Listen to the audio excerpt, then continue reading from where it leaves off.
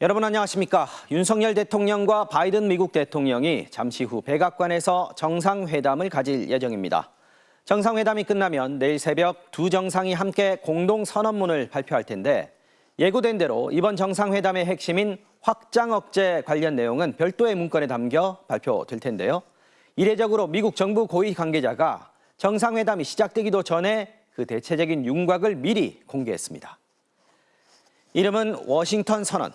미국의 확장 억제 운용에 한국의 목소리를 더 많이 반영할 수 있는 협의체를 신설하고 전략자산 전개를 강화하는 대신 한국은 자체 핵무장을 하지 않겠다는 비확산 의지를 천명하기로 했습니다. 먼저 워싱턴에서 왕종명 특파원이 보도합니다. 미국이 보유한 압도적인 핵 전략자산의 위력을 한반도까지 확장시켜서 북한이 함부로 도발하지 못하도록 미리 억제시킨다는 개념의 확장 억제가 외교 선언 형태로 구체화합니다. 한미 두 정상이 발표하게 될 확장 억제 관련 공동 문서의 제목은 워싱턴 선언입니다. 바이든 정부 고위 당국자는 미국의 핵 전력을 기획하고 운영하는데 한국의 목소리를 더 많이 반영하기 위해 한미 두 나라만의 상설협의체 핵협의그룹을 신설하기로 했다고 밝혔습니다.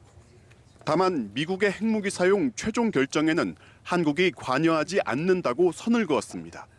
또 미국은 전략핵 잠수함처럼 핵무기를 발사할 수 있는 전략자산을 한반도에 더 자주 전개한다는 내용도 공식 문서화하기로 했습니다.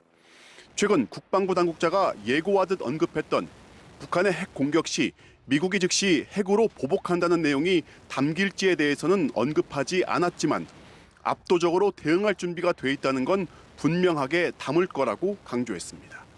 If North Korea were to take that shot, that will be the time when the nuclear retaliation, the strategic deterrence portion also has to play its part. It's real. 특히 한국은 미국이 이렇게 약속한 확장 억제를 신뢰하고 미국이 우려하는 자체 핵무장을 하지 않겠다는 비확산 다짐을 천명하기로 했습니다. 또 전략 자산이든 전술 핵이든 미국의 어떠한 핵무기도 한반도에 상시 배치할 계획이 없다는 점도 분명히 했습니다. That statement will send a very clear and demonstrable signal of the United States' credibility when it comes to its extended deterrence commitments to the Republic of Korea.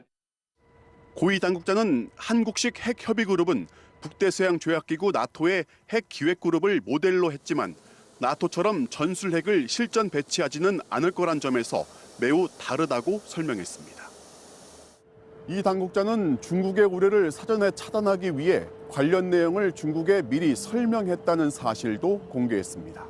그러면서 한국을 시작으로 한 주변 국가의 연쇄적인 핵무장을 막는 게 미국뿐 아니라 중국에도 최선이라고 말했습니다. 워싱턴에서 MBC 뉴스 왕중명입니다. 네, 그러면 미국 측이 미리 공개한 워싱턴 선언의 내용과 의미, 외교안보팀 엄지인 기자와 좀 더 짚어보겠습니다. 자, 엄 기자. 아직 정상회담이 시작되지도 않았고 최종 결과물이 나온 건 아닙니다만 미국 고위 관료의 설명대로라면 한국과 미국의 핵 협의 그룹이 신설된다는 거 아닙니까? 그런데 현재도 이 비슷한 협의체가 한미 간에 있지 않나요? 구체적인 내용이 나오지는 않았습니다만 현재 차관급으로 운영하고 있는 확장 억제 전략협의체를 장관급으로 격상시키는 형태가 될 것 같습니다. 네. 미국과 군사적으로 특히 핵 문제와 관련해서 상시적으로 소통하는 창구를 마련했다 이런 의미로 볼 수 있는데요. 네. 국방연구원 조비연 연구원의 설명을 먼저 들어보겠습니다. 네. 어떠한 결정을 내려야 할 때 조금 더 한반도의 상황을 이해하는 그런 결정을 내릴 수 있는데 조금 유리할 수 있다라고 생각이 됩니다. 자, 조금 유리할 수 있다. 그러니까 격을 높이고 상시화함으로써 우리 의견을 좀 더 자주, 좀 더 강하게 개진할 수 있게 됐다. 이런 얘기인 것 같은데. 자, 그런데 이번 정상회담을 앞두고 여권에서요. 나토식 핵 공유보다는 강력한 형태가 될 거다. 이런 얘기도 했었는데 지금 나온 얘기대로라면은 그 정도까지는 아닌 것 같아요. 운영하는 방식, 틀은 나토와 큰 차이가 없는데 핵이 어디 있느냐에 약간 차이가 있습니다. 네. 나토의 경우에는 미국이 전술핵을 유럽에 배치는 해두었는데 그렇죠. 이번 워싱턴 선언에선 한반도에 핵 배치는 없다 이렇게 확인을 했거든요. 그렇군요. 또 한국이 핵무기를 개발하지 않는다는 점도 분명히 하고 있습니다. 결국에 미국의 응징, 보복을 문서로 강조하지만 네. 그 수위 또 의지는 미국이 정한다는 점에서 지금과 큰 차이가 없다 이런 지적도 있는데요. 네. 김준형 전 국립외교원장의 말을 들어보겠습니다. 네. 핵을 사용할 것인가의 결정은 미국이 하는 거잖아요. 심리적 안정이라든지 몇 가지 가능성을 높이는 거에 이번도 사실은 우리가 가져오는 게 아무것도 없잖아요. 자, 우리나라 두 나라가 이제 별도 문건을 내놓는다고 사전에 예고를 했을 정도로 지금 이 부분에 대해서 상당히 관심과 기대가 집중이 됐었는데 막상 크게 진전된 건 아니다. 이런 비판도 좀 있는 것 같습니다. 더구나 우리 입장에서는 핵무기 개발을 하지 않는다. 이거를 지금 명문화했다는 점에서 어떻게 보면은 미국이 우리보다 훨씬 더 많은 것을 좀 가져가지 않았나 이런 비판도 있을 수 있을 것 같아요. 네, 물론 우리가 비핵화 공동선언에 가입했기 때문에 핵무기 자체 개발 자체에 장벽이 많은 것도 사실이고요. 네네. 앞서 특파원이 언급했지만 미국이 워싱턴 선언의 내용을 사전에 중국에 설명했다고 했습니다. 그렇죠. 미국이 한반도 핵 문제에 대해서 우리만큼이나 중국을 의식하고 있다 이렇게 볼 수도 있는데요. 네. 미국 입장에서는 한반도 비핵화라는 게 물러설 수 없는 원칙과 같습니다. 이번 선언을 통해서 미국이 확장 억제만큼이나 한반도 비핵화도 중요하다는 걸 다시 강조한 것이고요. 네네. 명분과 실리를 동시에 챙기겠다 이런 의도로도 해석할 수 있습니다. 반면에 우리는 약간의 한계를 드러냈다 이렇게 볼 수 있는데요. 네. 윤석열 대통령이 앞서 미국 MBC 방송 인터뷰에서 이런 말을 했습니다. 북한과 비핵화 협상을 기대하는 것은 비현실적이다. 네. 중요한 것은 북한이 감히 핵무기에 의존하지 못하도록 하는 것이다. 지금 남북 대화가 완전히 끊겨 있는 상황에서 미국의 압박에 의존할 수밖에 없다는 한계를 보여준 셈이고 네. 또 미국이 북한의 위협에 직접 대응하고 전략 자산을 한반도로 보낸다. 이 내용 자체는 기존의 미국의 전략과 차이가 없고 일관되게 유지해온 입장입니다. 결국 우리 정부가 강조했던 한국형 핵 우산 강화가 과연 더 확대되고 실효성 있는 조치이냐 이것은 여전히 의문이 남아 있습니다. 네. 자, 그럼 마지막으로 이 워싱턴 선언의 목적, 결국 뭐 북한의 핵 도발을 멈추게 하겠다 이런 건데 과연 북한에게 먹힐까요? 어떻게 반응할 것 같습니까, 북한은? 네, 우려스럽습니다만 최근의 흐름대로만 보면 북한이 이번에도 워싱턴 선언을 도발의 명분으로 삼을 가능성이 대단히 높습니다. 네. 통일연구원 북한 연구실장의 설명을 들어보겠습니다. 핵장 억제력을 강화한다고 해서 북한이 거기에 대해 위축되거나 겁을 먹을 가능성은 거의 없다고 보는 게 맞습니다. 공세적으로 정찰 위성을 비롯해서 다양한 무기체계 실험을 더더욱 강화할 가능성이 높다. 북한이 지금 핵을 김정은 체제 유지의 수단이자 네. 미국과의 협상을 위한 지렛대로 보고 있기 때문에 군사적 압박만으로는 충분하지 않다 이런 뜻이거든요. 네. 윤석열 대통령이 지금 계속해서 미국에만 밀착하는 이런 신호를 보내는 상황에서 중국과 러시아가 북한의 도발을 묵인하거나 심지어 지원할 가능성도 지금은 배제할 수 없습니다. 네, 엄진 기자 여기까지 듣겠습니다. 수고했습니다. 자, 어쨌든 이렇게 확장 억제와 관련해서는 두 나라 간에 꽤 줄다리기가 있어 보입니다만 미국이 이번에 특별히 한국 정부에 감사를 표시한 부분이 있습니다. 바로 윤 대통령의 한일 관계 개선 노력입니다. 여기에 대한 미국의 주문은 계속될 것으로 보입니다. 윤성철 기자가 보도합니다. 존 커비 백악관 국가안보회의 전략소통조정관이 정상회담을 앞두고 워싱턴 DC 현지에 한국 프레스센터를 이례적으로 직접 방문했습니다. 한국 기자들을 상대로 정상회담에 관한 브리핑을 마친 뒤 꼭 하고 싶은 말이 있다며 별도의 발언을 자청해 이렇게 말했습니다. I wanted to make sure I hit is our appreciation for President Yoon's leadership in improving the Republic's bilateral relationship with Japan. 그러면서 윤 대통령의 노력은 한미일 관계 강화를 바라는 조 바이든 대통령의 열망에도 부합한다며 미국 측의 속내도 내비쳤습니다. You see that the relationship between the Republic and Japan growing closer is a good thing. Again, not just for the region but for the world. 한일 관계 개선에 대한 미국 정부의 기대감은 현지 언론의 보도에서도 고스란히 묻어납니다. 뉴욕타임스는 한국과 일본 사이의 반감은 오랫동안 미국 정부의 인도태평양 전략의 약한 고리였다며 양국의 관계를 평가했습니다. 그러면서 윤 대통령의 방미를 계기로 바이든 대통령과 당국자들이 한일 긴장 완화를 이어갈 방안을 논의할 것이라며 구체적 전망도 내놓았습니다. 정상회담 자리에서 바이든 대통령이 윤 대통령에게 추가적인 해빙 노력을 촉구할 가능성을 강하게 제기한 겁니다.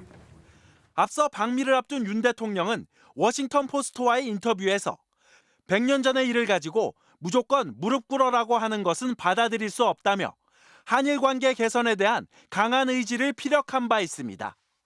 다음 달에는 일본에서 열리는 G7 정상회담을 계기로 한미일 정상이 한자리에서 만날 것으로 예상되는 만큼 이번 정상회담에서 이에 대한 속 깊은 논의가 있을 것으로 예상됩니다. MBC 뉴스 윤성철입니다. 네, 이번에는 워싱턴 현지에서 이번 방미 동행 취재 중인 대통령실 취재기자 연결해 보겠습니다. 김인창 기자. 자, 워싱턴 선언문 말이죠. 정상회담이 열리지도 않았는데 이번 회담의 핵심 내용이 공개된 셈인데 외교 관례로 볼 때 상당히 이례적인 일입니다. 일단 어떻게 된 일인가요? 네, 백악관 측이 기자들을 상대로 정상회담에 대한 비공개 설명, 그러니까 백브리핑을 진행을 했습니다. 여기에 회담 결과의 윤곽을 가늠할 수 있는 내용들이 꽤 있었는데요. 이걸 뒤늦게 한 대통령실로서는 상당히 난감해졌습니다. 게다가 백악관이 이 설명을 보도할 수 있는 시각을 조금 전인 7시로 설정해 놔서 회담 시작도 전에 결과가 이미 보도되고 있는 상황입니다. 한국 기자들은 우리 정부로부터 제대로 된 설명도 없이 미국 측의 설명을 따라가게 된 상황입니다. 대통령실은 미국 측이 보도 시점, 그러니까 엠바고 해제 시점과 관련해서 한국과 미국 시각을 혼동하면서 실무적 착오가 있었던 것으로 보인다, 이렇게 말을 했습니다. 하지만 사전 파악도 안 된 미국 측의 선제적 브리핑이 있었고 그 결과로 회담이 열리기도 전에 핵심 내용이 보도가 돼버린 거에 대해서는 보다 납득할 만한 해명이 필요한 상황입니다. 네, 이해하기 쉽지 않은 일이 발생한 건 맞는 것 같습니다. 자, 그런데요. 어쨌든 본질은 내용일 텐데 미국 측이 사전 브리핑한 내용이 양국 간 정상회담에서 확장 억제와 관련한 핵심 내용이라는 거 아니겠습니까? 방금 엄진 기자 설명을 들었습니다만 이게 전부가 될까요? 아니면 추가되거나 달라질 건 없을까요? 네, 대통령 방미 일정에 동행한 기자들도 그 부분에 대해서 대통령실에 질문을 집중했습니다. 대통령실 고위 관계자는 조문이 공개되지 않았다는 사실에 주목하라, 이렇게 말을 했습니다. 최종 결과가 아니라는 의미입니다. 선언문이나 회의 이름은 사실상 형식일 뿐이라는 거고 그 안에 어떤 내용이 담기느냐가 중요하다고 강조했습니다. 또 다른 관계자는 미국과의 협상은 정상들이 만나기 직전까지 계속 진행되는 거라고도 했습니다. 알려진 내용이 당초 우리 정부가 기대한 것보다 낮은 수준 아니냐, 이런 시각을 인식하고 있다는 말이기도 한데요. 계속 조율 중이라는 점을 강조하고 있습니다. 일각에선 미국 측의 실수로 사전에 내용이 공개된 것이라면 이걸로 우리가 좀 더 유리한 협상을 할 수 있는 것 아니냐는 분석도 나오기도 합니다. 반대로 백악관이 이미 밝힌 내용도 다 보도가 됐는데 얼마나 더 우리 입장이 반영될 여지가 있을 것인가에 대한 회의적인 시각도 있습니다. 자, 어쨌든 정상회담은 우리 시각으로 내일 새벽 1시 반에 열리게 돼 있죠. 시간이 많이 남지는 않았습니다만 앞서서는 공식 환영식도 예정돼 있죠. 그렇습니다. 공식 환영식은 백악관 잔디 광장에서 열립니다. 바이든 미국 대통령이 환영사를 하고 윤석열 대통령이 답사를 합니다. 양국 정상회담 후엔 공동 기자회견을 열어서 양국 대통령이 5분간 발언을 하고 한국, 미국 기자 2명씩 질문을 받습니다. 미국에서 공개한 것 외에 확장 억제를 위한 새로운 내용은 뭘지, 이것 말고도 우크라이나에 대한 지원 방식이나 대만 문제 등의 언급 여부와 내용 등도 주목됩니다. 지금까지 워싱턴에서 MBC 뉴스 김민찬입니다.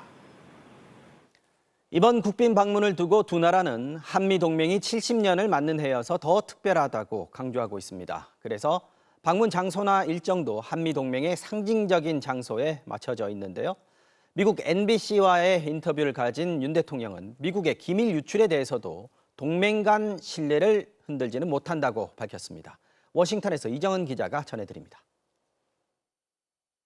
오늘 아침 한미 정상회담을 하루 앞두고 윤석열 대통령과 미국 NBC 방송과의 인터뷰 내용이 공개됐습니다.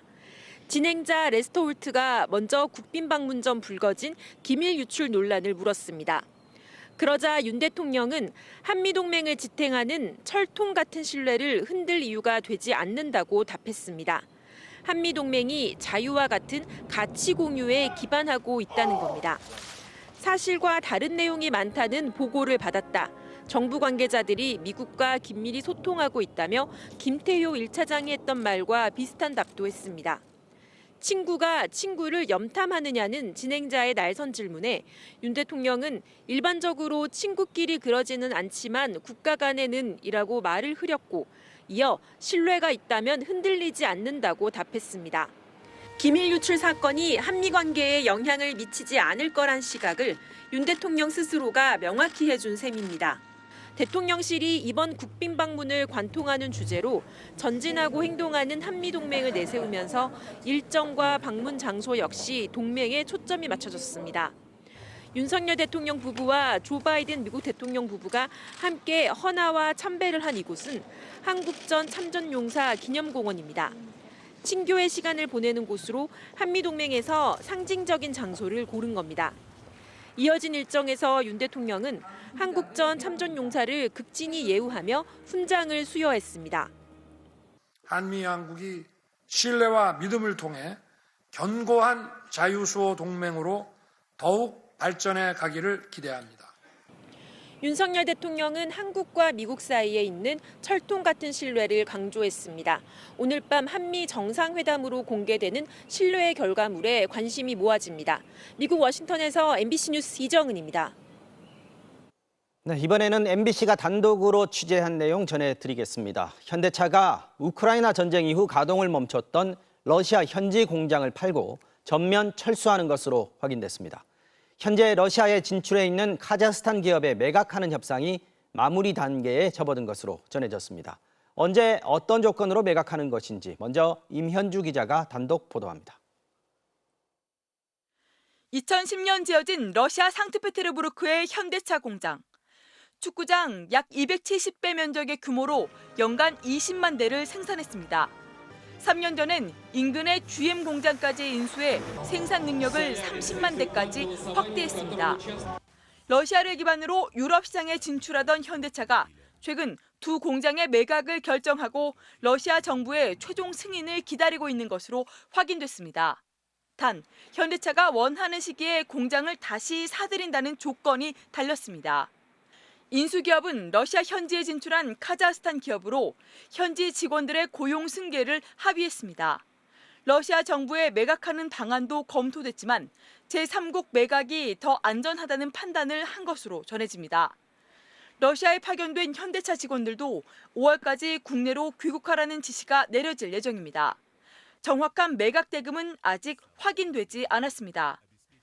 하지만 1조 원 넘는 현대차 투자금의 대규모 손실은 피하기 힘들게 됐습니다.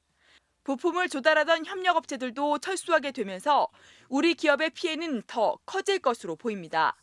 러시아 내에서 수입차 인지도 1위를 달리며 규모를 확장하던 현대차는 지난해 3월 우크라이나 전쟁과 함께 생산을 중단했습니다. 국제사회의 제재로 반도체 등 핵심 부품 조달이 금지되면서 공장 가동이 멈췄고 2,000명이 넘는 현지 직원들은 대부분 회사를 떠났습니다. 두 국가의 관계 악화까지 겹치면서 자동차 판매량이 급감하더니 올해는 한 대도 팔지 못했습니다. 갖고 있던 재고 판 거 정도인 것 같더라고요. 생산은 거의 없는 상황. 좀 빠진 물량들을 좀 중국 업체가 채우고 있는데 현대차 측은 매각 논의가 진행 중인 건 사실이지만 아직 확정된 건 없다고 밝혔습니다. MBC 뉴스 임현주입니다. 자, 이번 주에 취재한 경제팀 박진중 기자에게 좀 더 물어보겠습니다. 자, 박 기자. 네. 현대차가 공장을 팔고 러시아에서 철수하기로 했다. 가장 큰 이유는 역시 이 상태로는 유지가 어렵다는 거겠죠. 맞습니다. 지금 알려진 게 1년 넘게 공장이 멈춰선 것으로 알려지면서 네.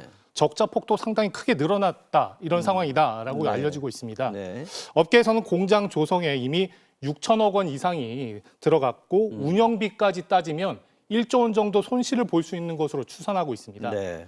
매각이 이루어지면 거의 헐값에 넘어갈 것으로 예상되는데요. 특히 러시아, 우크라이나 전쟁이 시작된 작년 2월 이후에 네. 자동차 핵심 부품인 반도체와 전자장비 등이 러시아로 반입이 금지되면서 부품 조달이 어려워졌습니다. 저희가 러시아 현지에 있는 업계 관계자와 통화를 해봤는데요. 네. 러시아 정부에서도 현대차 측에 정상 운영을 하거나 아니면 매각을 하라는 압박이 수차례 있었던 것으로 확인이 됐습니다. 네. 현지 언론에서도 여러 차례 보도가 됐었다고 공장은 합니다. 돌릴 수 없는 상황인데 러시아에서는 계속해서 압박이 온다는 거죠. 그렇습니다. 여기다가 국제사회가 이제 러시아 제재 조치를 하고 있는데 네. 우리 정부도 여기에 동참하고 있는 것이 상당히 부담인 상황입니다. 네. 실제 현대차 러시아 공장은 최근에 러시아 현지에서 채용된 직원들까지 계약을 해지하는 작업에 착수했습니다. 자, 지금은 상황이 그렇습니다만 다시 진출하는 가능성 이건 없나요?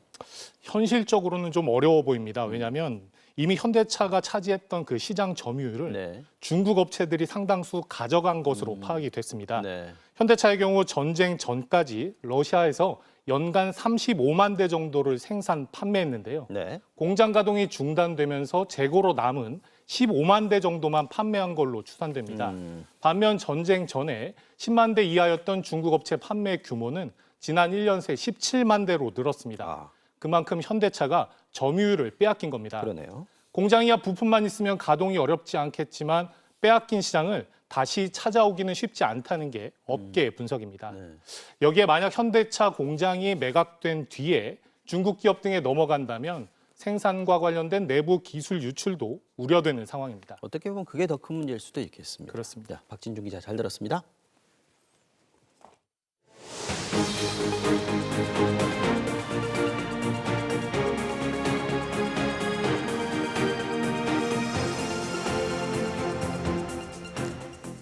네, 계속해서 다음 소식 전해드리겠습니다. 증시 특정 종목의 무더기 하한가 사태가 오늘도 이어졌습니다.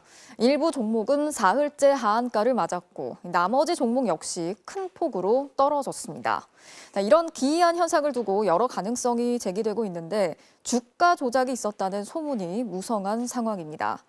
자신도 모르는 계좌가 만들어지고 10억 원에 가까운 투자금이 사라진 것도 모자라서 거액의 빚까지 생겼다는 제보가 MBC에 들어왔습니다. 어떻게 된 일인지 먼저 김아영 기자가 취재했습니다. 작년 여름 지인의 권유로 주식 투자를 시작했다는 A씨. 도시가스 공급업체 삼천리를 추천받았습니다. 주식하냐 그러면서 돈을 지금 엄청 벌어가지고 다들 지금 나한테 뭐 고마워서 난리가 났다. 10만 원대 후반에 산 주식은 30만 원을 넘어 1억 원이었던 투자금은 1억 5천만 원. 몇 달 만에 50% 가까운 수익을 냈습니다. 지인은 더 큰 투자를 권유했습니다. 내가 들어가서 돈을 많이 벌었고 100% 믿어도 되니까 걱정하지 말라고. 비밀리에 아주 전부 다들 큰 손들이 돈 좀 있는 사람들이 들어와서 다 한다. 10억은 해야 된다. 지난해 11월 9억 원을 투자하기로 했고 투자회사 이사를 맡고 있다는 한 여성이 찾아왔습니다. 지금 막 소문 때문에 해달라는 사람들이 너무 많아도 안 해준다. 너는 특별 혜택을 지금 보는 거다. 이 여성은 A씨를 텔레그램 대화방으로 초대하고 계좌번호를 통해 돈을 송금하게 했습니다. 돈을 보내면 두세 달에 한 번씩 수익금을 나눠주겠다는 겁니다. A씨에게는 공기계 휴대폰을 보내 자신의 명의로 개통하도록 했고 휴대폰을 받아갔습니다. 핸드폰을 가져다 주면서 이 핸드폰을 핸드폰 가게에서 개통을 해달라. 그래서 개통해 준 게 전부예요. 하지만 약속과는 달리 수익금을 받은 적이 없었습니다. 주가가 떨어질 때 투자회사 이사는 시장이 안 좋아서 그런 것이라며 A씨를 안심시켰고 무더기 하한가 사태가 터지자 연락이 끊겼습니다. 하지만 A씨가 날린 건 투자금 9억 원뿐이 아니었습니다. 하한가 사태 직후 증권사를 직접 찾아가 확인해 보니 자신도 모르게 계좌가 만들어졌고 신용대출 13억 원이 있었습니다. 자신의 계좌 거래 내역에는 서울가스와 대성홀딩스 등 이번 주 하한가를 맞은 종목들이 빼곡히 차 있습니다. 그러니까 오늘 종가로 했을 때 고객님 주식이 다 팔린다는 전제 하에 마이너스 금액이 그 2억 2천까지 포함해서 4억 8천 126만 원 정도예요. 억대 투자금을 날렸다는 사람은 A씨뿐이 아닙니다. 취재진이 접촉한 또 다른 피해자는 자신과 같은 피해자가 수십 명은 더 있을 것이라고 말했습니다. MBC 뉴스 김아영입니다. 피해자가 이런 거액의 투자를 하게 된 배경에는 주변 인맥들의 권유와 소개가 있었습니다. 이 중에는 국내 유명 리조트 호텔 기업의 회장과 정치권 인사도 있었다고 합니다.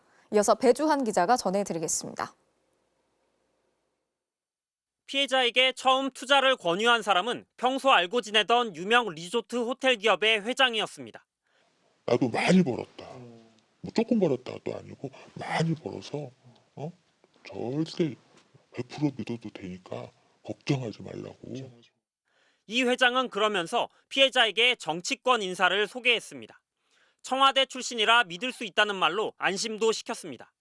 돈을 투자를 하라고 할 때 이제 이 씨가 이제 같은 그 역할을 한다. 그 역할을 그 심부름 역할을 중간 역할을 한다 이러면서 투자 회사를 연결시켜준 사람은 바로 이 정치권 인사였다는 게 피해자의 주장입니다. 믿을만 하다는 생각에 거액을 보냈는데 5달 뒤 무더기 하한가 사태가 터진 겁니다. 큰 손실을 보게 된 걸 알게 된 피해자는 리조트를 운영하는 회장에게 따져 물었고 그제서야 투자회사 대표가 누군지 알 수 있었습니다. 나한테 이 사람 번호를 줬다니까 이 사람이 거기 대표다. 피해자가 만났거나 들은 사람은 리조트 호텔 기업의 회장과 정치권 인사 그리고 투자회사 대표까지 셋. 취재 결과 이들은 한 사단 법인은 물론 지방의 학교 법인 이사회 명단에 모두 나란히 올라 있는 것으로 확인됐습니다. 해당 정치권 인사는 부탁을 받아 소개만 해준 것뿐이라며 취재진에게 자신도 피해자라고 해명했습니다. 다른 분들 이렇게 좀 연결도 시켜주시고 하셨던 거예요? 아니요. 그건 없고요. 저는 주식에 대해서는 전혀 관계 없고요. 저 역시 지금 피해자이기 때문에. 나머지 2사람은 사무실까지 찾아가 봤지만 연락이 닿지 않고 있습니다. 일각에선 연예인 등 여러 명이 피해자이거나 주가 조작에 가담했고 이 과정에 수천억 원이 오갔다는 이야기도 나옵니다. 금융당국은 주가 조작 세력이 개입했을 가능성에 무게를 두고 조사에 나섰습니다. MBC 뉴스 배주환입니다. 전세 사기 피해자들이 오늘 국회에서 기자회견을 열었습니다. 보증금 채권을 사들이는 방안이 특별법에 포함돼야 한다고 촉구했는데요. 국회를 방문한 원희룡 국토교통부 장관은 피해자들이 요구하는 이른바 선구제 후회수 방안에 대해서 여전히 선을 그었습니다. 구민지 기자가 취재했습니다. 혈세 낭비 왜곡 말고 특별법 제정하라! 전세 사기 피해자들이 국회 앞에 섰습니다. 전세 사기 특별법엔 정부가 먼저 피해자들의 보증금 반환 채권을 사들이는 선구제 후회수 방안이 들어가야 한다고 주장했습니다.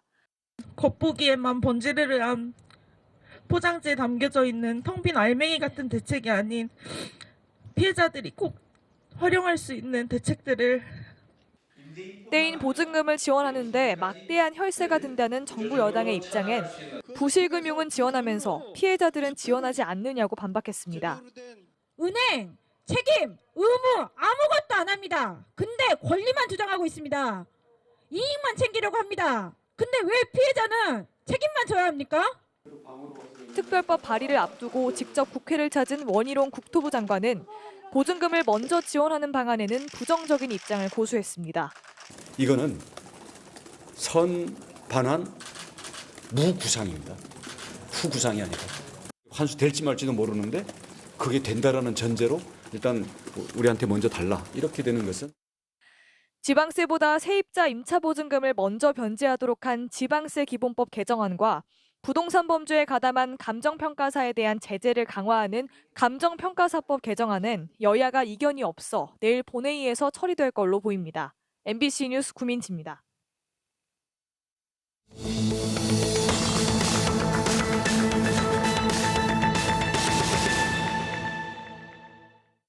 뉴스의 현장에서 사실을 확인하는 현장 검증입니다.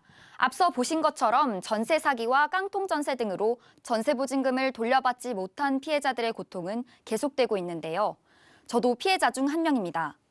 서울의 한 빌라에 사는 저는 지난해 12월 계약 만료를 2달 앞두고 전세금을 최초 계약 때보다 5% 인상하겠다는 집주인의 통보를 받았는데요. 나가겠다고 의사를 밝힌 이후 집주인은 연락이 끊겼고 계약이 끝난 지 2달이 된 지금까지도 보증금을 돌려받지 못하고 있습니다. 저 같은 피해자가 보증금을 돌려받을 방법이 있는지 직접 구제 절차를 밟아보며 현장을 검증해봤습니다. 집주인이 전화를 받지 않기 시작한 건 계약 만료 1달 반쯤 전이었습니다. 보증금을 제때 돌려달라고 보낸 내용 증명은 받는 사람이 없어 그대로 되돌아왔습니다. 내용 증명이 많이 와요, 이분한테. 최근에 많이 오고 법원 듣기도 오고 막 그래가지고. 등기 계속 안 받게 된 지가 몇 달 정도 되셨어요? 작년 한 12월, 11월 말인가? 때부터 된 것 같은데. 네, 그렇구나. 큰일 났네, 이거. 저는 제일 먼저 임대인과 임차인 사이 갈등을 조정하는 서울시 전월세 종합지원센터를 찾았습니다.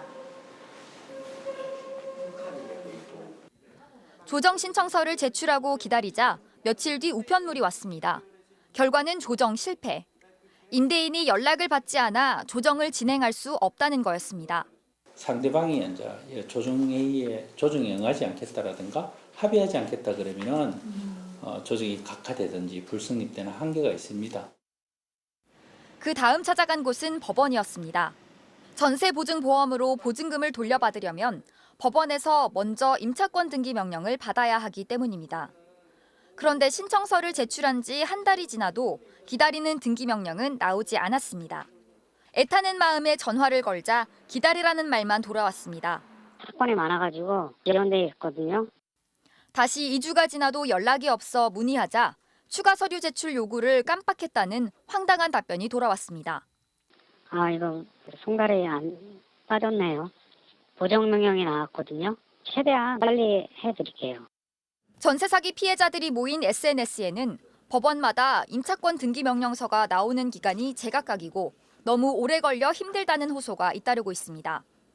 결국 저는 임차권 등기 명령서를 받는 데에만 2달 가까이 걸렸습니다. 곧바로 주택도시보증공사로 찾아갔지만 기다림은 계속됐습니다. 등기 명령이 등기부 등본에 반영될 때까지 다시 2주를 더 기다려야 한다는 거였습니다.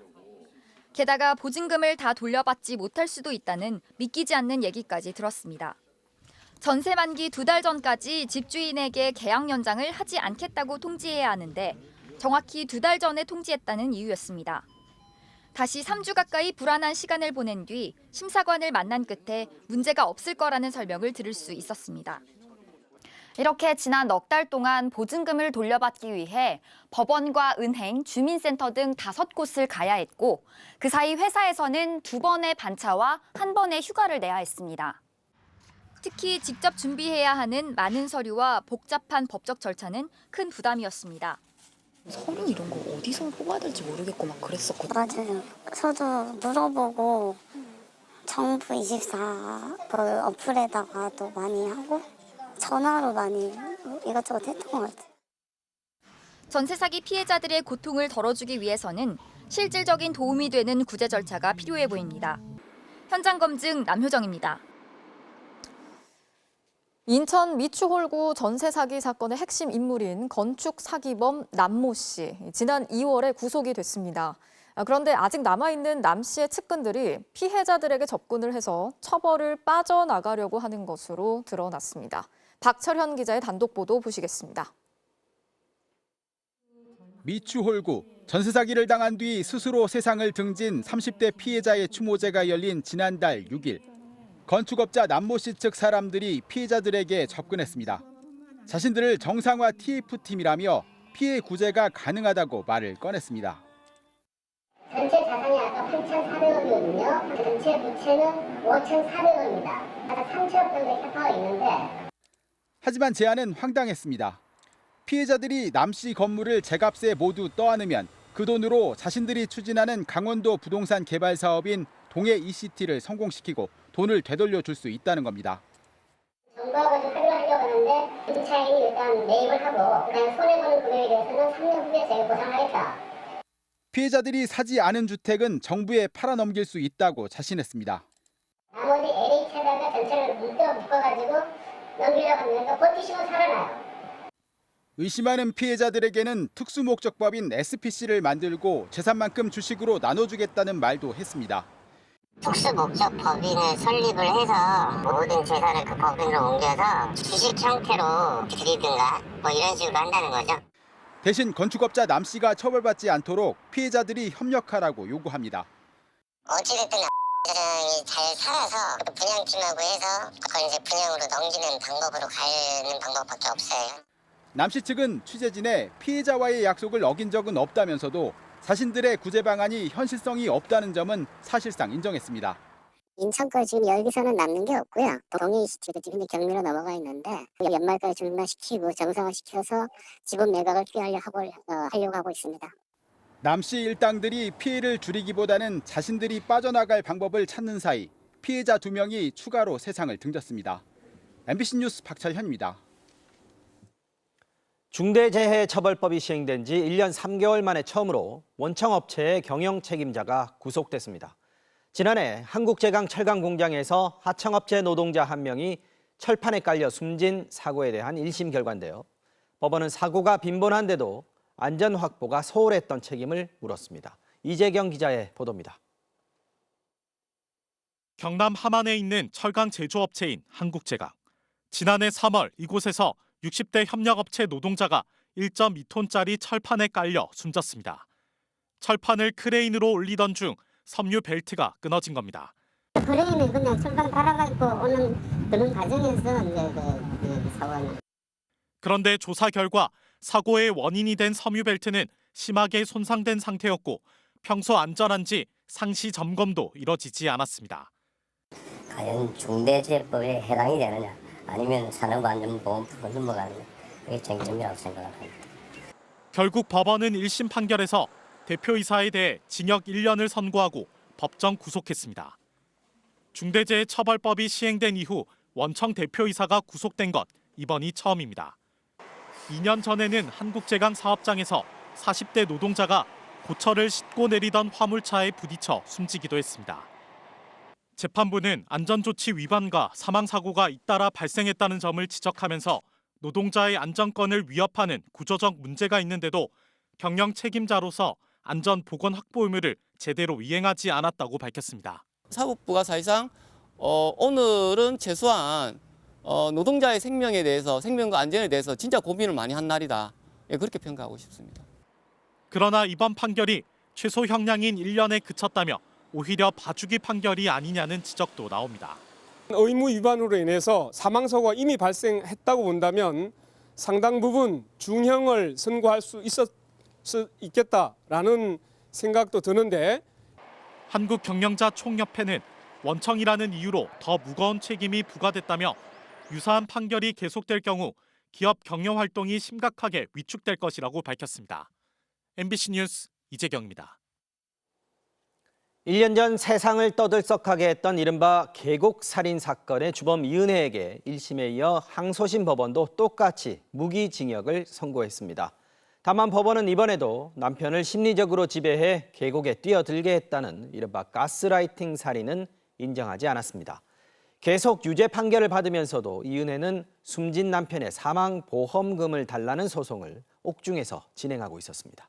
이유경 기자가 보도합니다. 남편의 생명보험금 8억 원을 노리고 내연남 조연수와 함께 남편을 살해하기로 마음먹은 이은혜. 보고독을 먹였지만 실패하자 남편을 경기도 가평 용소계곡 물에 뛰어들게 유도한 뒤 숨질 때까지 구조하지 않았습니다. 작년 10월 1심은 이은혜에게 무기징역, 조연수에게 징역 30년을 선고했습니다. 반년의 재판 끝에 항소심 법원도 1심 형량을 그대로 유지하기로 결정했습니다. 보험금을 노리고 살인을 시도하고 끝내 사람을 숨지게 해놓고도 양심의 가책 없이 보험금을 청구했다고 질타했습니다. 심리적 지배, 이른바 가스라이팅을 이용한 살인을 인정할지 이번에도 쟁점이었습니다.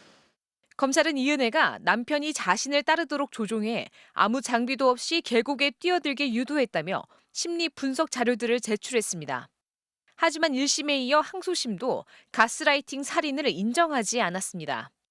경제적인 영역에서 가스라이팅 요소가 있긴 해도 피해자가 이은혜의 요구를 거부한 적도 있었다는 겁니다. 시범적으로 될 거라고 좀 기대를 했었는데요. 현재적으로는 아직 법에 반영되기는 어려운 것 같습니다. 이은혜는 앞서 최후 변론에서 고작 돈 때문에 사람 목숨을 뺏는 건 있을 수 없는 일이라며 여전히 혐의를 부인했습니다. 계곡살인이 밝혀지기 전인 2020년 보험사에게 남편의 사망보험금 8억 원을 달라며 낸 소송도 여전히 취하하지 않았습니다. 참 욕심이 많은 사람이구나. 아직 정신을 못 차린 것 같습니다. 보험금 소송 재판부는 형사재판 결과를 보고 재판을 진행하겠다는 방침이어서 이은혜가 보험금을 받을 가능성은 사실상 없습니다. MBC 뉴스 이유경입니다. 국빈 방문 중인 윤석열 대통령에게 미국 백악관이 한일 관계 개선에 감사하다고 밝혔죠.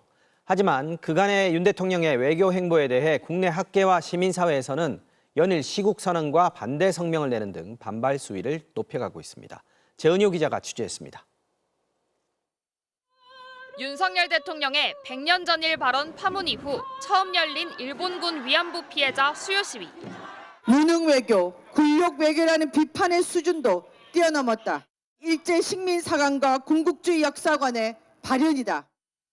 아, 정말 갈 때까지 갔구나. 왜냐하면 이 말이 지금까지 윤석열 대통령이 보여주었던 역사관과 과거사 문제를 대하는 태도를 총집합해서 보여주었기 때문입니다. 방미 중인 윤 대통령에게 미국 측이 한일 관계 개선에 감사하다고 한 대목에서 비판의 목소리가 커졌습니다. 왜 대한민국 대통령이 그렇게 역사를 망각하고 피해자분들을 모욕 주고 우리를 고통스럽게 했는가? 바로 이 칭찬을 듣기 위한 것. 대일 외교를 둘러싼 정부의 최근 행보가 피해자들에 대한 2차, 3차 가해라는 학계의 지적도 나왔습니다. 정부가 이제 더 이상 이야기하지 않겠다라고 한 것이나 마찬가지이기 때문에 한국 정부로서는 소극적인 태도를 보일 수밖에 없을 것이고 피해자들에 대한 2차 가해라고 해도 할 말이 따로 없을 것 같습니다. 일부 보수 성향 인사들 역시 아쉬움을 나타냈습니다. 물론 조금 더 세련되게 얘기를 했었더라면 그러한 논란이 없었을 텐데 그렇지만 어쨌든 기본적인 취지는 과거에 매여서 미래를 개척하지 못하는 건 문제다라는 그런 의도였던 걸로 보이고 정의기억연대와 민족문제연구소 등 617개 시민사회단체로 구성된 한일 역사정의 평화행동은 대한민국 대통령보다 일본 총리가 더 어울릴 법한 망언이라며 외신 인터뷰 발언을 연일 성토했습니다. MBC 뉴스 재은유입니다. 무료로 개방돼 있는 국립공원인데도 절에는 가지도 않는데 입장료를 받는 경우가 꽤 있죠. 국립공원 안에 사찰이 있을 경우 문화재 관람료 명목으로 입장료를 받을 수 있도록 돼 있기 때문인데요. 오랫동안 통행세라는 논란을 빚어온 문화재 관람료가 다음 달부터 폐지될 것으로 보입니다. 임소정 기자입니다. 지난해 방영됐던 드라마의 한 장면. 산을 찾은 방문객들에게 관람료를 요구합니다. 황지사 문화재 관람료 받습니다. 저희는 황지사 안 갈 건데요. 이 길 관람은 무조건 내야 됩니다. 이 이야기는 실화를 바탕으로 합니다. 지리산 3대 사찰로 꼽히는 천은산은 노고단으로 가는 하나뿐인 길목에서 지나가는 모든 사람으로부터 문화재 관람료를 받았습니다. 산적 통행료라는 반발에 집단 소송과 국민청원이 잇따랐습니다. 거기를 안 가고 지나만 가는데도 돈을 받는다는 거는 조금 뭐가 문제가 있는 거 아니에요? 충남 계룡산 국립공원의 경우 동학사와 갑사, 신원사 등 3개 사찰에서 지금도 관람료를 받고 있습니다. 부당하다고 생각하죠. 이 분명히 이 동학사라는 이 계룡산이라는 산이 사유지는 아니지 않습니까? 문화재 관람료를 받는 사찰은 국립공원 안에 있는 23곳을 포함해 조계종 산하에만 67개에 달합니다. 문화재보호법에선 국가지정 문화재를 소유하거나 관리하는 단체가 문화재를 공개하는 경우 관람료를 받을 수 있도록 규정하고 있기 때문입니다. 그런데 다음 달부터는 논란의 문화재 관람료가 사라질 것으로 보입니다. 사찰들이 관람료를 받지 않으면 국가가 그 비용만큼 지원할 수 있도록 법이 개정된 건데 올해 419억 원의 예산이 이미 마련됐습니다. 조계종은 다음 달 1일 문화재청과 업무 협약을 맺고 4일부터는 관람료를 받지 않을 예정입니다. 수십 년간 이어진 갈등에 종지부를 찍게 된 셈이지만 국립공원 방문객에 따라서 관람료를 얼마나 보전해줘야 할지 논란도 예상됩니다. MBC 뉴스 임소정입니다. 어젯밤 경기도 시흥시 한 주택가에서 흉기 난동이 벌어졌습니다. 한 남성이 다세대 주택의 외벽을 타고 내려와서 주민들을 위협했는데요. 출동한 경찰관들까지 흉기로 위협하고 추격전이 벌어지면서 재난 안전 문자가 발송되기도 했습니다. 변윤재 기자가 취재했습니다. 경기도 시흥시의 한 주택가 골목. 경찰차가 여러 대 출동해 있습니다. 보호구와 진압 장비를 꺼내든 경찰관들이 골목길 안쪽으로 들어갑니다. 어젯밤 9시쯤 흉기를 든 남성이 다세대 주택 외벽을 타고 내려와 창문을 통해 이웃집으로 침입을 시도했습니다. 놀란 집주인이 신고하자 남성은 흉기를 휘두르며 창문 유리창을 깨고 위협했습니다. 그 사람이 거기서 저를 보고 욕을 하면서 뭐라고 하면서 칼을 양쪽에 손을 다 들고 있더라고요. 죽일 듯이 쫓아오더라고. 현장에 도착한 경찰관들까지 흉기로 위협하던 남성이 옥상으로 도망치면서 추격전이 시작됐습니다.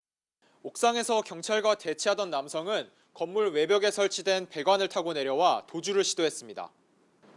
배관을 붙잡고 경찰과 실랑이를 벌이기 50여 분. 경찰은 테이저건을 쏴 남성을 체포했습니다. 경찰 조사에서 남성은 귀에 환청이 들리고 이웃들이 자기 집을 엿듣는 것 같아 범행했다고 진술한 것으로 알려졌습니다. 한밤중 주택가의 흉기 난동에 시흥시는 외출 자제를 당부하는 재난안전 문자를 시민들에게 보냈습니다. 강력범죄로 재난안전 문자가 발송된 건 처음이라고 행정안전부는 밝혔습니다. 시흥경찰서에서 시민의 생명을 보호하기 위한 안전문자 요청이 있어서 신속하게 안전문자를 발송했습니다. 경찰은 남성에 대해 구속영장을 신청하고 인근 주민들을 상대로 추가 범행이 있었는지 조사하고 있습니다. MBC 뉴스 변윤재입니다. 우리 일상으로 파고든 마약 범죄, 갈수록 거래와 유통이 쉬워지면서 10대 청소년들의 마약 범죄도 늘고 있습니다.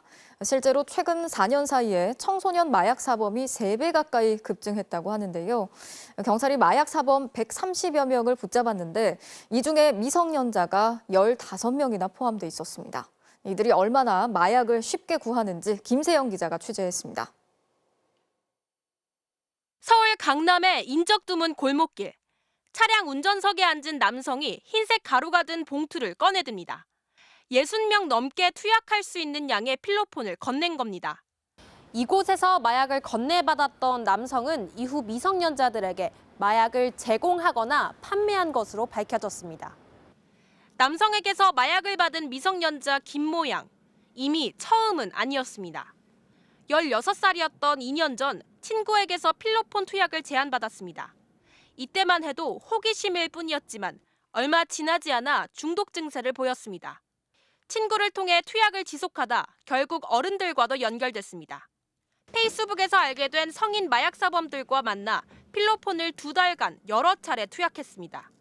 경찰은 김 양에게 마약을 건넨 사람을 추적하는 과정에서 131명을 검거했습니다. 이들 중 마약을 받아 투약한 미성년자가 15명입니다. SNS 랜덤 채팅 앱을 통해 알게 된 성인 마약 사범 또는 평소 친하게 지내던 학교, 동네 친구들을 통해서 처음 필로폰을 접하였고 호기심으로 필로폰을 접하였으나 이후 중독으로 태국에서 마약을 들여온 판매책들은 주로 비대면으로 거래했지만 미성년자들과는 직접 만났던 것으로 드러났습니다. 돈을 주고 하는 거래가 아니라 일종의 영업활동처럼 공짜 마약을 나눠주기도 했던 겁니다. 판매도 있고 무상 제공도 있습니다. 반복하게 되면 혼자 은밀히 투약하는 것보다는 이제 다른 사람들 앞에서도 이제 투약하게 되고 미성년자에게 마약류를 공급 또는 투약하면 무기 또는 5년 이상의 징역형을 받습니다. 이번에 경찰이 구속 송치한 마약 사범 19명 중 상습 투약과 판매 혐의를 받는 미성년자도 1명 포함됐습니다. 경찰은 실수라도 마약류를 접했다면 숨기지 말고 경찰이나 한국마약퇴치운동본부에 적극 알려 전문적인 도움을 받아야 한다고 당부했습니다. MBC 뉴스 김세영입니다. 얼마 전 이란에서 히잡을 쓰지 않았다는 이유로 엄마와 딸이 요구르트 테러를 당했다는 소식을 전해드렸었는데 비슷한 일이 계속 발생하고 있습니다. 이번엔 이란의 한 관광지에서 히잡을 쓰지 않은 60대 여성이 집단 폭행을 당해서 숨졌습니다. 김태용 기자가 전해드리겠습니다. 이란 케르만주의 관광지 주차장입니다. 한 여성이 쓰러져 있고 다른 여성은 주저앉았습니다. 바로 옆에선 남성들과 여성들이 뒤엉켜 몸싸움을 벌이고 있습니다. 이 모습을 지켜보는 차량 안에는 여성들과 아이들의 비명으로 가득합니다. 현지 매체에 따르면 어제 이곳에서 60대 여성과 남성들이 몸싸움을 벌이다 여성이 심장마비로 숨졌습니다. 이란 언론들은 숨진 여성이 히잡을 착용하지 않았고 보수적인 남성들이 이를 지적한 것이 싸움의 발단이라고 보도했습니다. 당국은 해당 사건을 엄격하게 처벌하겠다고 밝혔지만 이란의 분위기는 살얼음 판입니다. 지난달에만 시내의 한 가게에서 남성이 히잡을 안 쓴 모녀에게 요구르트를 쏟아부은 일과 히잡 반대 시위에 대한 보복으로 추정되는 여학교 가스 공격들까지 연달아 발생했습니다. 여기에다 정부가 최근 감시 카메라로 히잡을 안 쓴 여성을 받은 업소 155개를 적발해 영업 정지 조치까지 내렸습니다. این برخورد سخت و زنندم قطعا یا خرابترش میکنه یا به جایی نمیرسونتش. حجاب یه مسئله اختیاریه، یعنی خود شخص باید تصمیم بگیره که من دوست دارم مثلا دورم بندازم شاله یا سرم کنم. 지난해 9월 히잡 미착용 여성이 끌려가 숨지면서 촉발된 히잡 시위로 현재까지 500여 명이 숨지고 2만여 명이 체포됐습니다. 이런 상황에도 이란 당국은 히잡 미착용에 대한 처벌 방침에 변화의 여지가 없음을 강조하고 있습니다. MBC 뉴스 김태윤입니다. 매년 봄이 오면 간판이나 가로등을 가린다는 민원 때문에 가로수 가지치기 작업을 하죠. 그런데 과도한 가지치기로 몸통만 앙상하게 남아서 이렇게 흉한 모습이 되는 경우가 많습니다. 나무는 물론이고 자연 환경에도 좋지 않다고 하는데요. 왜 이런 일이 반복되는 건지 유민호 기자가 취재했습니다. 하천 옆 도로를 따라 느티나무가 쭉 늘어서 있습니다. 지난달 시청에서 나와 가지치기를 해놓은 건데 나무 수십 그루 윗부분이 댕강 잘려나갔습니다.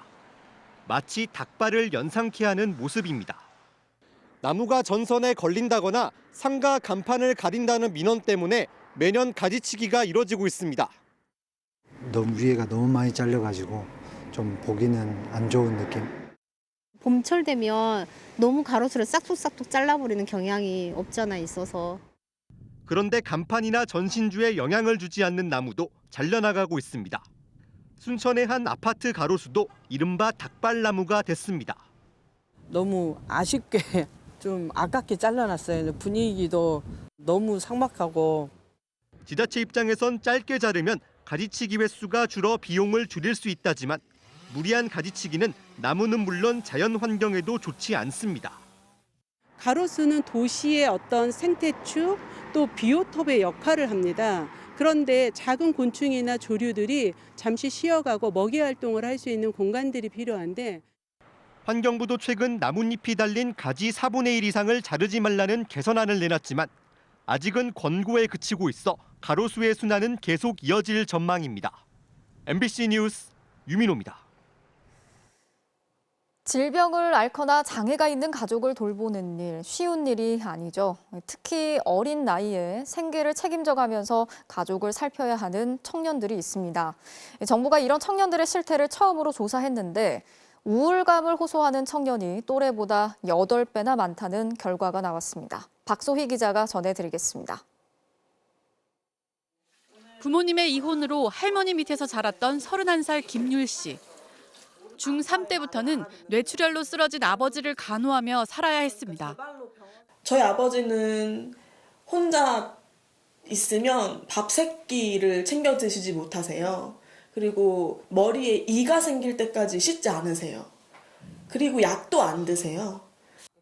가난과 가족의 질병. 기댈 곳 없는 김 씨에겐 견디기 힘든 싸움이었습니다. 119를 불러서 응급실에 갔는데 돈이 없어서 치료받지 못하고 돌아오는 경우. 이제 어느 순간에는 그냥 이게 당연한 거구나. 우리 집이 가난하고 우리 아빠가 아프고 이렇게 무기력을 학습했다고 해야 될까요? 김 씨처럼 질병이나 장애가 있는 가족을 돌보는 청년들은 통계에도 잘 잡히지 않습니다. 정부가 이런 가족 돌봄 청년의 실태를 처음 조사했는데 10명 가운데 7명은 우울감을 호소한 것으로 나타났습니다. 일반 청년보다 8배나 높은 수치입니다. 약을 계속 3년 동안 복용하고 있고 너무 번아웃이 와서 자살 시도도 했었고 정신병원에 입원도 했었거든요. 이들의 돌봄 시간은 일주일에 평균 33시간. 전체 기간은 보통 5년에 육박합니다. 늘 가족을 돌보는 데 매여 있다 보니 미래를 꿈꾸는 일조차 할 수 없었습니다. 20살 때 처음 시작할 때만 해도 제가 이렇게 오래 간병을 하게 될 줄을 몰랐어요. 앞으로가 사실은 더 막막한 것 같아요. 이제 진로 설정도 지금 제가 아예 못하고 있는 상황이거든요. 그래서 이들이 가장 필요한 사회적 도움으로 꼽은 것 휴식이었습니다. 자신의 인생을 꾸릴 수 있도록 숨 쉴 틈이 필요하단 겁니다. 어떤 정신적인 고통이나 어떤 스트레스를 과도하게 받지 않도록 좀 지자체나 정부에서 모니터링을 하고 도움을 제공하는 게 필요하다. 정부는 가족 돌봄 부담에 짓눌린 청년들이 미래를 포기하지 않도록 지원 방안을 마련하겠다고 밝혔습니다. MBC 뉴스 박소희입니다.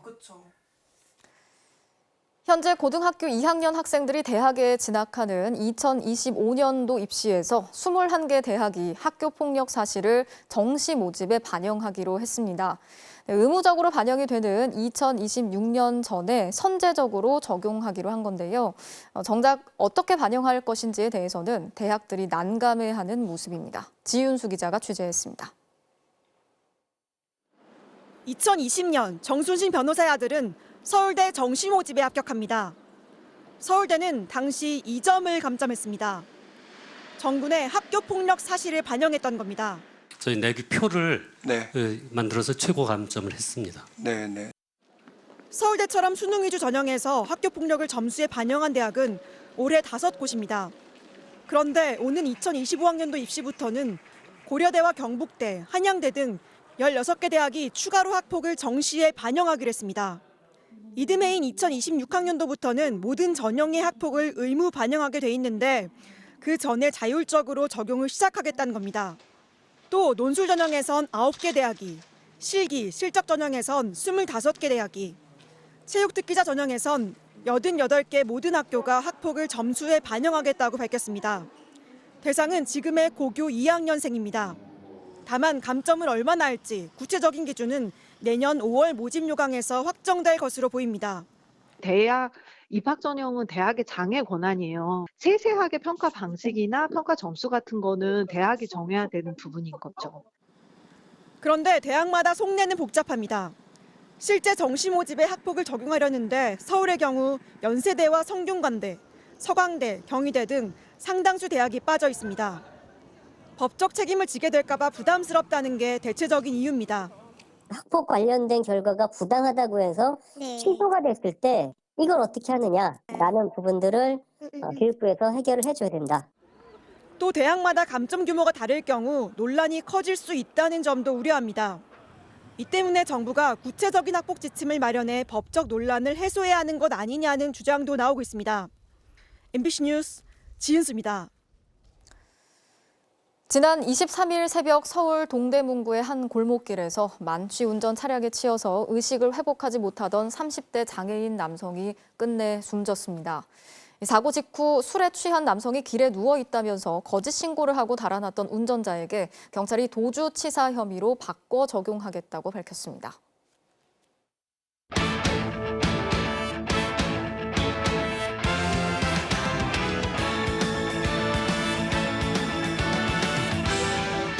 밤 스포츠 뉴스입니다. 프로야구 두산 이승엽 감독이 대구에서 고향팀 삼성을 상대로 첫 원정 경기에 나섰습니다.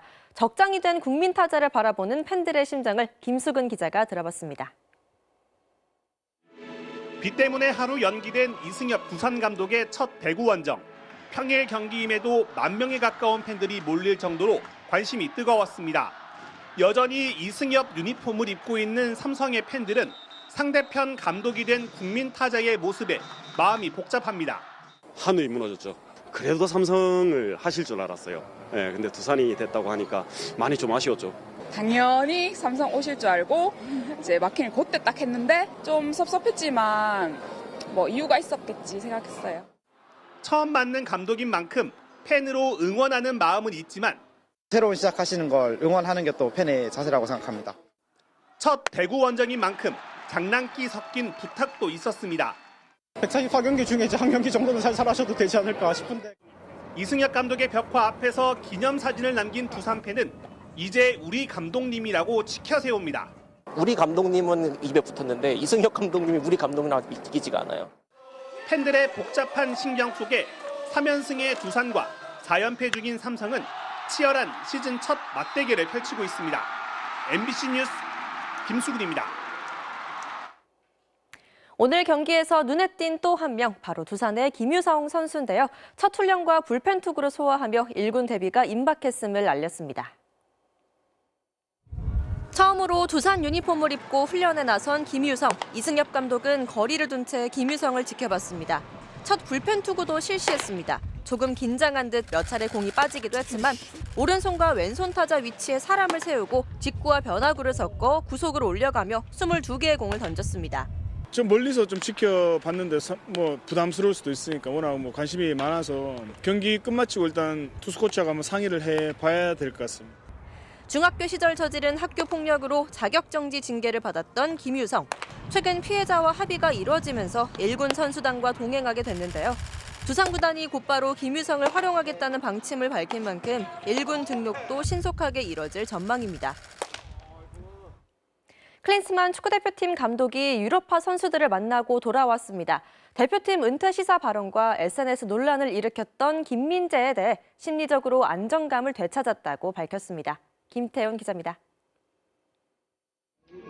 손흥민을 시작으로 오연규와 김민재, 이재성과 정우영까지 클린스만 감독은 약 열흘 동안 3개국을 돌며 유럽파 5명을 점검하고 돌아왔습니다. 가장 관심을 끈 건 지난달 A매치 기간 동안 신체적, 정신적인 어려움을 호소한 김민재와의 면담. 은퇴 시사 발언과 번복, SNS 논란으로 불화설까지 제기됐었던 만큼 클린스만은 깊이 있는 대화로 김민재를 다독였습니다.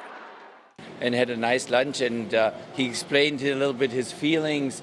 So many thoughts in his mind. It's all good. He's all focused again and he's looking forward to the next games with the Korean team. 자신의 전 소속팀인 토트넘과 손흥민이 처한 상황이 안타깝다면서도 맹활약을 펼치고 있는 이강인에겐 칭찬을 아끼지 않았습니다.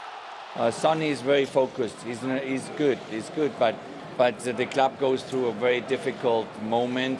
So we're excited for him. If he gets offers, obviously it makes you always proud. If he stays where he is, it's totally fine. 클린스만은 페루, 엘살바도르와 격돌하는 6월 A매치엔 모두에게 기회가 열려 있다며 새 얼굴을 발탁하겠다는 뜻도 내비쳤습니다. We follow them all, and if we think that another player deserves a call, we will call him. We want to see. Obviously, as you saw that. 곧바로 전주로 내려가 전북과 대전의 경기를 지켜본 클린스만 감독은 다음 달 초까지 국내 선수들을 집중적으로 점검할 예정입니다. MBC 뉴스 김태훈입니다. 프로배구의 다음 시즌부터 아시아 쿼터제가 도입되는데요. 탄탄한 기본기는 물론 유창한 한국어 실력을 뽐내며 코리안 드림을 꿈꾸는 몽골 선수들이 있습니다. 송기성 기자가 만나봤습니다. 첫 도입되는 아시아 쿼터 드래프트를 앞두고 열린 트라이아웃. 몽골 국적의 바야르 사이안이 마치 면접을 보듯 각 구단 코칭 스태프 앞에서 유창한 한국어 실력을 뽐냅니다. 높은 대회도 나가보고 싶어서 한국 올 생각했습니다. 원래 공격수지만 희망 포지션까지 바꿔 적으며 간절함을 드러낸 에디는 감독들의 예리한 질문에 너스레를 떨며 유쾌한 분위기를 만들었습니다. 근데 갑자기 미들보라는 선발될 수 있는 가능성 열심히 하겠습니다. 고등학생 때인 지난 2017년 코리안 드림을 꿈꾸며 한국 땅을 밟아 대학 진학에 성공한 두 선수. 처음에는 좀 힘들었죠. 말도 의사소통도 안 되고. 한국은 매운 음식 자주 먹잖아요. 그래서 처음엔 좀 매운 음식 많이 먹으니까 좀 배도 아프고. 서로 챙겨줬습니다. 잘 2살, 3살 정도는 그냥 편하게 친구라고 합니다. 네. 귀화 요건에 소득 기준이 추가돼 꿈은 물 건너가는 듯했지만 아시아 쿼터제 도입으로 V리그로 가는 길이 극적으로 열렸습니다. 실력까지 겸비했다는 평가를 받고 있는 두 선수는 태극마크를 목표로 한국어 이름까지 미리 정해놨습니다. 한국에서 잘생긴 사람들이랄까 좀 유명한 이름이 있더라고요. 원빈이라든지. 똑같이 생겼다고 해서 만약에 한국 국적으로 바꾸면 그 이름 이렇게 제시원으로 해라. 감독들의 눈에 들기 위해 마지막까지 한 발 더 뛴 바야르 사이안과 에디. 내일 드래프트에서 나란히 이름이 불려 코트에서 함께 뛰기를 소망해봅니다. 화이팅 하자. 그래, 화이팅. MBC 뉴스 송기성입니다. 잉글랜드 2부 리그에서 번리가 우승을 확정했는데요. 다음 시즌은 프리미어리그에서 다시 볼 수 있겠네요. 수요일 밤 스포츠 뉴스였습니다.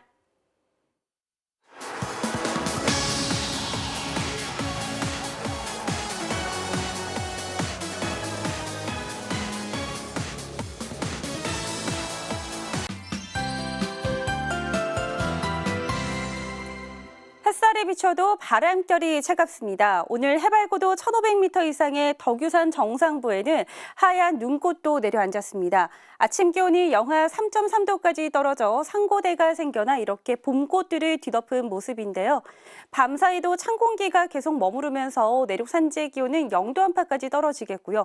서리가 내리거나 물이 어는 곳도 있겠습니다. 또 출근길 서울의 기온도 7도까지 떨어져 쌀쌀함이 감돌겠습니다.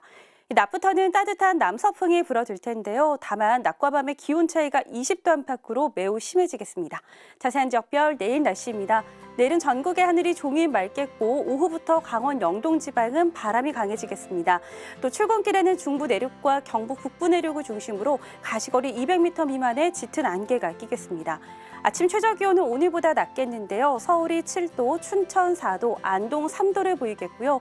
낮 최고 기온은 오늘보다 2도에서 6도가량 높겠습니다. 서울 20도, 강릉 24도, 대구와 광주는 23도를 보이겠습니다. 이번 주말에는 전국에서 다시 비가 내리겠는데요. 비는 금요일 저녁 제주를 시작으로 토요일에는 서울 등 전국으로 확대될 전망입니다. 날씨였습니다. 수요일 뉴스데스크 마치겠습니다. 함께해 주신 여러분 고맙습니다.